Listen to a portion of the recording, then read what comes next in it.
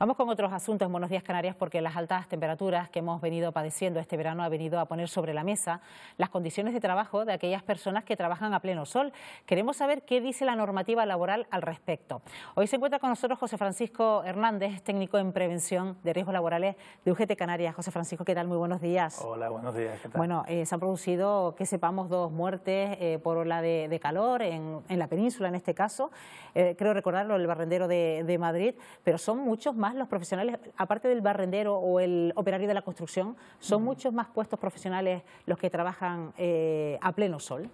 Sí, bueno, vamos a ver, independientemente que se trabaje a pleno sol, en la intemperie y demás, el caso de la construcción, el caso del barrendero, el caso del personal de invernaderos o de temas de agricultura, no hay que olvidar que existe normativa de carácter estatal, de carácter nacional, que obliga a mantener las temperaturas en los lugares de trabajo dentro de unos parámetros, ¿vale? No aplica solamente, digamos, que ha llamado la atención últimamente esto que usted manifiesta, referente al barrendero, a la gente que trabaja a la intemperie, pero aquí mismo hay que mantener unas condiciones termoicométricas adecuadas. Es decir, aquí donde nos encontramos, aquí por mismo ejemplo. donde nos encontramos, efectivamente.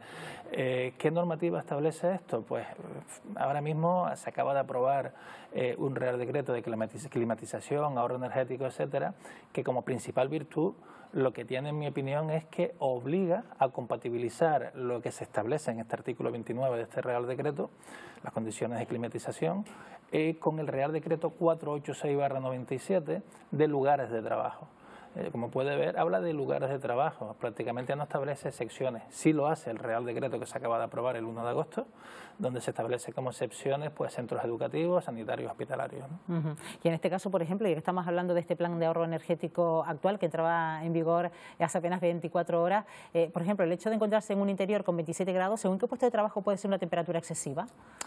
Vamos a ver, en realidad lo que dice la norma, lo que establece la normativa son condiciones termoicométricas teniendo en cuenta el tipo de trabajo. Cuando el Real Decreto que se acaba de aprobar el 1 de agosto de este año establece que hay que compatibilizarlo con el Real Decreto de lugares de trabajo, en realidad lo que está diciendo es que hay que distinguir entre trabajos ligeros y trabajos sedentarios, ¿vale? Cuando el trabajo sedentario, la normativa lo que establece actualmente es que hay que mantener una temperatura entre 17 y 27 grados. Cuando el trabajo es ligero, esa temperatura puede oscilar entre 14 y 25 grados.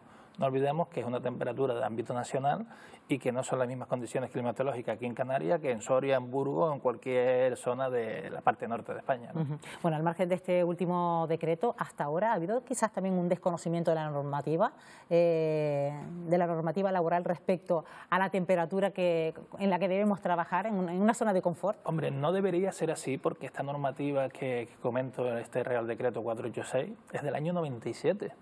¿Vale? Recordemos que la ley de prevención nace en el año 95, justamente 2 años después ya se está aprobando esta normativa, ¿vale? Por lo tanto, no debería ser desconocido y en ámbitos geográficos como el nuestro, como en Canarias, donde permanentemente, yo creo que en toda España, ¿no? Pero en nuestros ámbitos geográficos, donde permanentemente están viniendo en los últimos años olas de calor, golpes de calor, etcétera, con menor, mucho menos debería ser desconocida esta normativa, ¿no?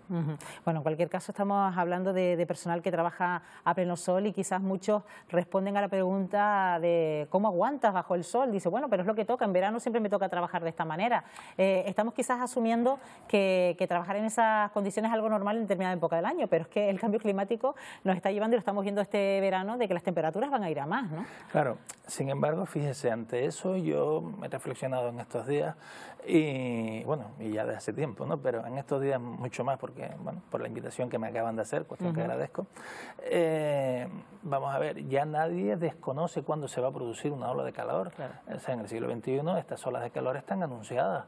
Entonces me resulta complejo entender cómo en el caso de Madrid se puede permitir que una persona con 61 años que tenía este trabajador pueda estar trabajando en unas temperaturas elevadísimas a la calle, a pleno sol, ¿vale? Cuando en realidad lo que se debía de hacer, además son medidas preventivas que se proponen ante posibles golpes de calor y temperaturas extremas, es trabajar en la zona en las horas de menor calor, de menor temperatura. Es decir, que se puede llevar a cabo una organización del trabajo sabiendo que estamos ante un episodio de altas temperaturas, ¿no?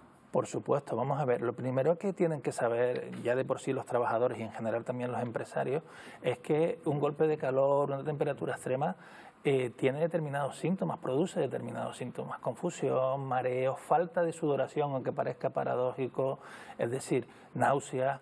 Entonces, cuando nos encontramos ante estas situaciones, también están previstas aquellas medidas, aquellas decisiones que hay que adoptar. Por supuesto, avisar corriendo a un responsable del trabajo. Si vemos que nuestra temperatura y nuestros, digamos, síntomas no cesan, intentar avisar a un centro médico, a un médico, a un hospital, a un centro médico, y evidentemente irnos corriendo a un lugar fresco, a la sombra, hidratarnos. Si es necesario y vemos que nuestra temperatura corporal no baja, también aplicarnos compresas frías, o sea, toallitas frías, en fin, un poquito, son medidas que están ahí.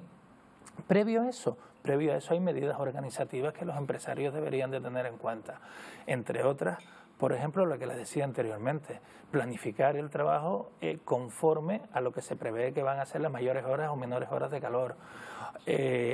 Pausar, hacer pausas más frecuentes, hacer pequeñas hidrataciones.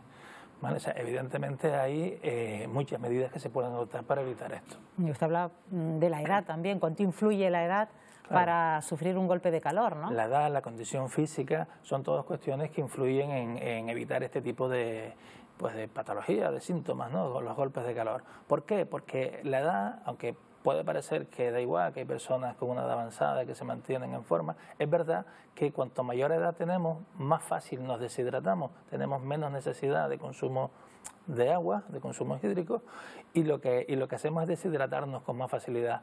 Y además tenemos mayor dificultad a la hora de recuperar nuestra temperatura corporal media, ¿no? Y cuando hay, por ejemplo, un evento como este con resultado de muerte y a lo mejor no se ha planificado, no se ha organizado de una manera conveniente el trabajo de ese trabajador, ¿la empresa podría incurrir quizás en un delito? Vamos a ver, yo creo que lo principal no es tanto si incurre en un delito, que por supuesto es algo importante, y sí, podría incurrir, o sea, no podemos olvidar que el artículo 316 y creo que el 317 del Código Penal nos habla del delito de riesgo relacionado con los trabajadores, y tampoco podemos obviar, como les decía anteriormente, que el empresario hoy en día está en disposición de saber cuándo se produce o no una ola de calor, con lo cual debe de adoptar las medidas preventivas oportunas con carácter previo. Si esto no se hace, evidentemente se puede establecer que puede incurrir en una responsabilidad incluso penal. Bueno, pues José Francisco Hernández, técnico en prevención de riesgos laborales de UGT Canarias, gracias como siempre por aclararnos muy bien esta situación, esta normativa laboral que hay al respecto con referencia a las temperaturas en el trabajo. Gracias. Agradecido yo también. Buenos días.